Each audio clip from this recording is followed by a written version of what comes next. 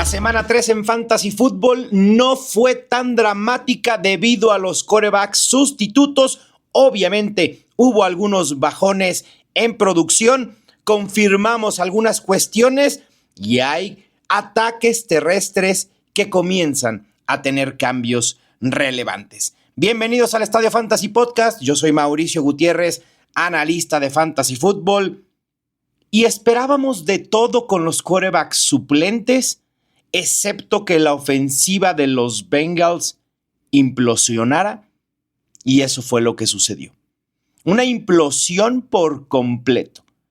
Creímos que Ja'Marr Chase y Chase Brown estarían bien con J.K. Browning. Estábamos equivocados. Hay que seguir limitando bastante las expectativas en general con opciones fantasy de los Bengals.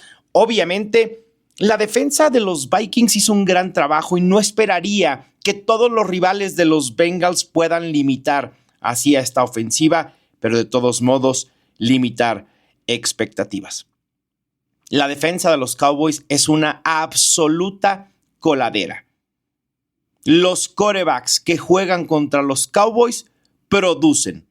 En semana 1, Jalen Hurts generó 24.3 puntos fantasy, fue el quarterback 8. En la semana 2, Russell Wilson, 30 puntos fantasy, terminó como el quarterback 2. Y ahora, en semana 3, Caleb Williams explotó con 29 puntos para terminar por ahora como el mejor quarterback en fantasy. Hablando de los quarterbacks suplentes, insisto que perfilábamos que algunos pudieran tener no producción por sí mismos, pero que sostuvieran producción para sus demás armas ofensivas. ¿Y cuál fue la sorpresa? Que 3 de los 4 quarterbacks suplentes lograron ser top 12 esta semana. Marcus Mariota, el quarterback 5, Tyrod Taylor, el quarterback 9 y hasta Carson Wentz se coló siendo el quarterback 11 por ahora.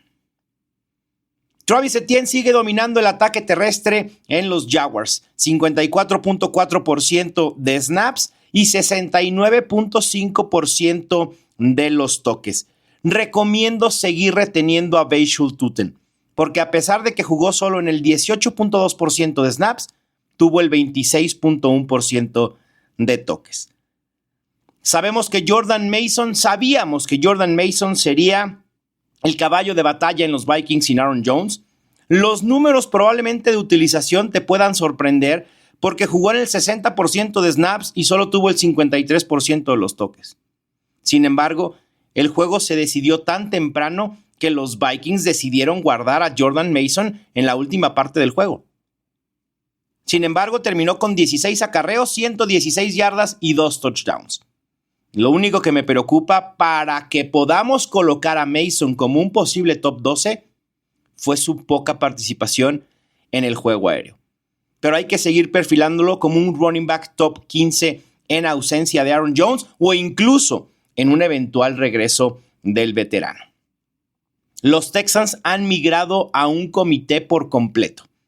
Nick Chubb jugó en el 50.8% de snaps, tuvo 9 acarreos, 4 targets, 3 recepciones, mientras que Woody Marks, 49.2% de snaps, 6 acarreos, 2 targets y 2 recepciones. Sugiero añadir a Woody Marks meramente como especulación. Quinshon Judkins en los Browns está convertido en un caballo de batalla. 58% de snaps, pero lo más relevante es que tuvo el 79% de los toques y aún más relevante que fue productivo frente a una muy buena defensa de los Packers. No fue la mejor actuación defensiva de los Packers, pero al final de cuentas es una unidad sólida. Quinshon Judkins generó 95 yardas totales en 19 toques y anotó un touchdown. Las malas noticias aquí es que Dylan Sampson jugó solo en el 7% de snaps y tuvo solo el 4% de los toques. Es soltable en ligas de 12 equipos. Lo que pasó en Washington tras la lesión de Austin Ekeler quizá no lo perfilábamos de tal manera porque fue un comité de 3 running backs muy parejo, donde Christian Rodríguez terminó siendo el corredor con más toques con un 46%. Ja'Cory Krosky-Merritt fue segundo con 38 toques y Jeremy McNichols 17% de los toques. Tuvo solo 4 acarreos, pero fue el más productivo con 78 yardas y un touchdown. Esto perfila de momento para ser un dolor de cabeza. Va a ser muy difícil definir qué corredor de los Commanders utilizar cada semana. Jaylen Warren ha aumentado su utilización en cada uno de los primeros 3 juegos. Pasó de 13 toques en semana 1 a 18 en semana 2 para en semana 3 asumir el rol casi de caballo de batalla con 23 toques. La producción aún no ha explotado para Jaylen Warren, pero esperen que pronto pueda explotar. Sigue siendo un running back 2 medio bajo, bastante sólido, meramente por volumen. Se sabía que Kenneth Walker iba a asumir no solo la titularidad, sino el rol de caballo de batalla en los Seahawks sin Zach Monet. Al igual que pasa con Jordan Mason, si ustedes ven los números de utilización de Kenneth Walker sin haber visto el juego, dicen, bueno, ¿qué pasó? 50% de snaps, solo 59% de los toques y de hecho, no fue ni siquiera una actuación brillante por Kenneth Walker en un juego en el que los Seahawks le pasaron por encima a los Saints. Por el desarrollo del juego, George Holani tuvo involucramiento al final. Kenneth Walker salvó la semana con 2 touchdowns y de alguna manera, de una u otra manera, Kenneth Walker lleva 2 semanas produciendo para Fantasy, que al final de cuentas es lo que nos interesa. Me parece que en juegos más cerrados, Kenneth Walker tendrá muchas mayores oportunidades de producir mejores números. Omarion Hampton se convirtió en caballo de batalla tras la lesión de Najee Harris. Jugó en el 79% de snaps, tuvo el 81% de toques, tuvo su mejor juego al momento con 19 acarreos, 70 yardas y un touchdown. Y lo más relevante es que también tuvo involucramiento en el juego aéreo. 7 targets, 5 recepciones, 59 yardas recibidas. Omarion Hampton está ligado a una muy buena ofensiva y ahora sin Najee Harris creo que podemos perfilar ahora sí a Hampton como un running back top 12 para lo que resta de la temporada. Christian McCaffrey no ha superado las 70 yardas terrestres en ningún juego, pero promedia 22.9 puntos fantasy por juego. Promedia 10.67 targets, 8.33 recepciones y 71 yardas recibidas por juego. Los números por aire de Christian McCaffrey no solo están salvando la producción fantasy de McCaffrey, sino que lo están catapultando a ser top 5, top 3 de manera semanal. Trey Benson fue el caballo de batalla para los Cardinals después de la terrible lesión de James Conner. Jugó en el 87% de snaps y tuvo el 71% de los toques.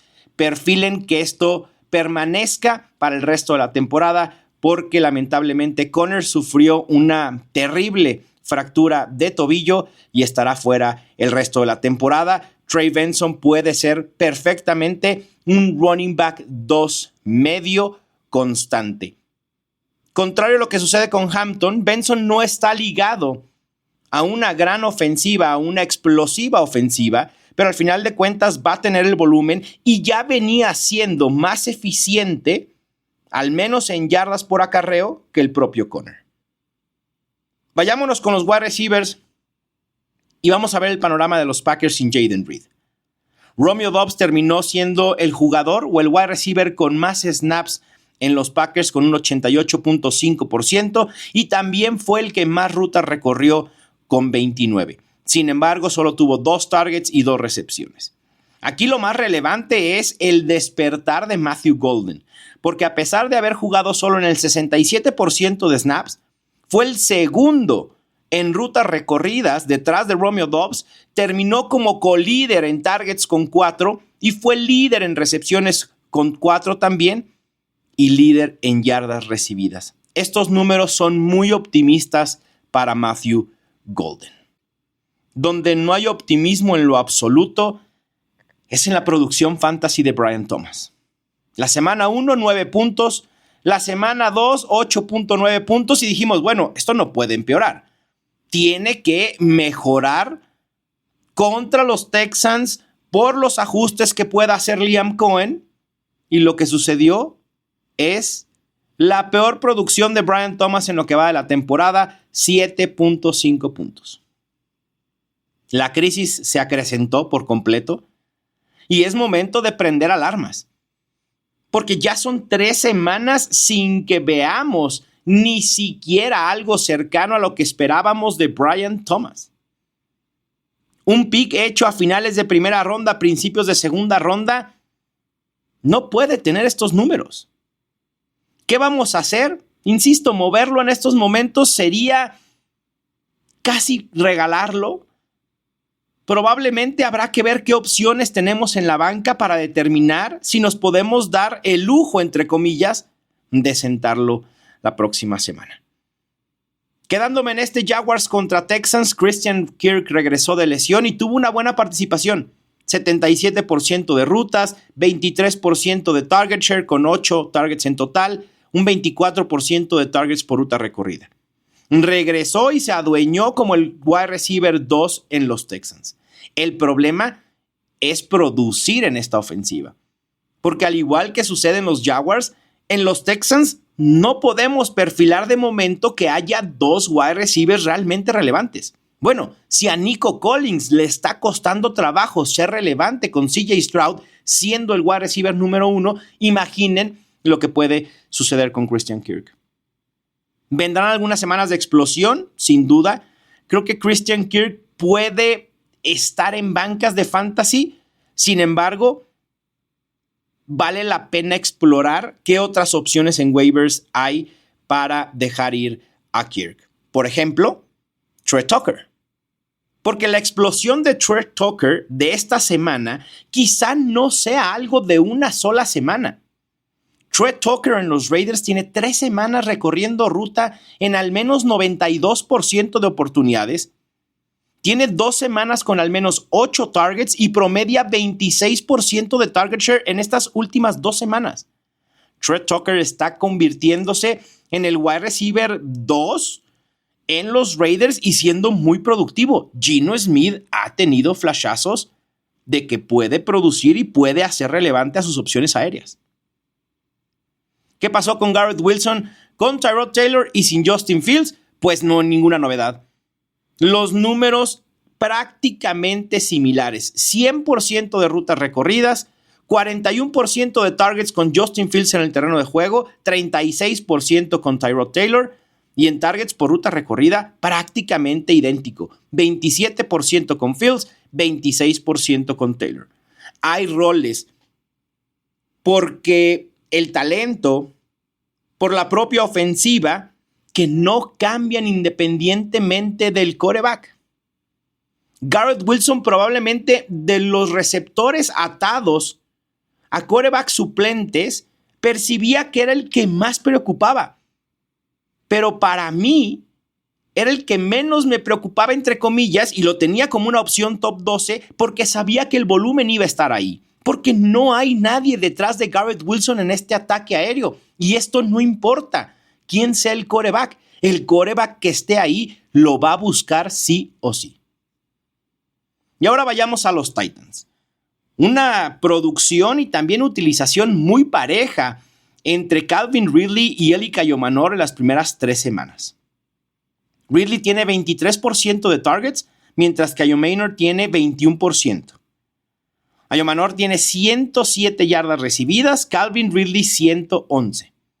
El tema es que Kayomanor tiene ya 2 touchdowns y parece haber entrado en muy buena química con Cam Ward, y esto es algo que vengo diciendo desde la primera semana.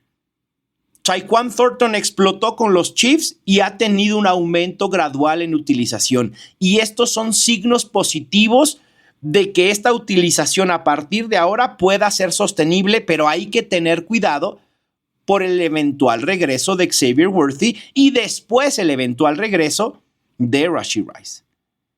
Tyquan Thornton pasó de 11% de targets en la semana 1 a 19% en la semana 2 a 27% en la semana 3. Y en targets por ruta recorrida pasó de 11% a 17% y en semana 3, 27%. Vale la pena agregarlo, sin duda, pero no lo perfilen como un wide receiver 2 bajo sólido por el resto de la temporada, porque el panorama de los receptores de los Chiefs va a cambiar drásticamente cuando regresen sus principales opciones. Nos preocupaba Tucker Kraft que pudiera estar limitado, y sí lo estuvo, pero de manera muy ligera. Realmente no hubo un cambio drástico en su utilización si comparamos los números de utilización de semana 1 y semana 2 con los de semana 3. 91% de snaps contra 86% de snaps. En rutas recorridas bajó de 81% a 74%. Quizá el número más drástico es el porcentaje de targets, 21%, pero de hecho aumentó en 26% en la semana 3. Es decir, Tucker Kraft jugó en menos snaps, pero tuvo una mayor participación en el juego aéreo de los Packers. Y después targets por ruta recorrida, 22% a 17%. Kraft fue el cuarto en rutas recorridas en los Packers en semana 3. No me preocuparía en un futuro lo de Kraft. Quien también estuvo ligeramente limitado fue Tyler Warren. En semanas 1 y 2 jugó en el 83% de snaps, en la semana 3 solo en el 68%. En rutas recorridas, sin embargo, sí tuvo un incremento. Semanas 1 y 2, 79%, en la semana 3, 89% de rutas recorridas. Es decir, Tyler Warren jugó en menos snaps, pero en esos snaps fue muy utilizado y por eso vemos un aumento en el porcentaje de rutas recorridas. Sin embargo, en el target share sí bajó de 26% a solo 21%. Lo mismo en targets por ruta recorrida, de 29% a 21%. Tyler Warren va a estar bien. Los Colts están jugando muy bien. Es una ofensiva muy sólida, que tienen un buen ataque terrestre, que tienen buenas opciones aéreas y que Daniel Jones está convertido en un quarterback, perdón que lo diga, espectacular.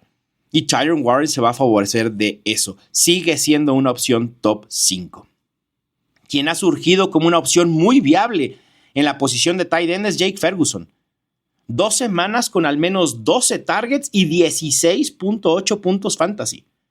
Mientras los Cowboys tengan una defensa tan mala, tendrán que venir de atrás constantemente. Pensemos un poco en lo que sucedió el año pasado con la defensiva de los Bengals y que esto forzaba a la ofensiva a tener que generar 20, 30, 40 puntos para poder siquiera pelear por una victoria. Y ahora habrá que ver la lesión de CeeDee Lamb, porque esto puede empujar obviamente a George Pickens y al propio Jake Ferguson con ligera mayor utilización específicamente para el tight end. TJ Hockenson resurgió con Carson Wentz de quarterback. Si bien sus rutas recorridas bajaron en un 10%, de 80% con McCarthy a 70% con Wentz, Wentz lo buscó mucho, mucho más. Hockenson con McCarthy estaba teniendo el 18% de targets, con Carson Wentz tuvo el 25%.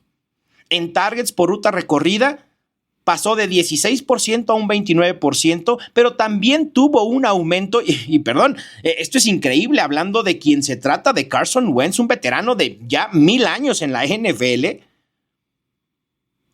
TJ Hockenson aumentó en promedio de distancia de target de 6.6 a 7.7 y de tener el 12% de las air yards de McCarthy al 25% de las air yards de Wentz.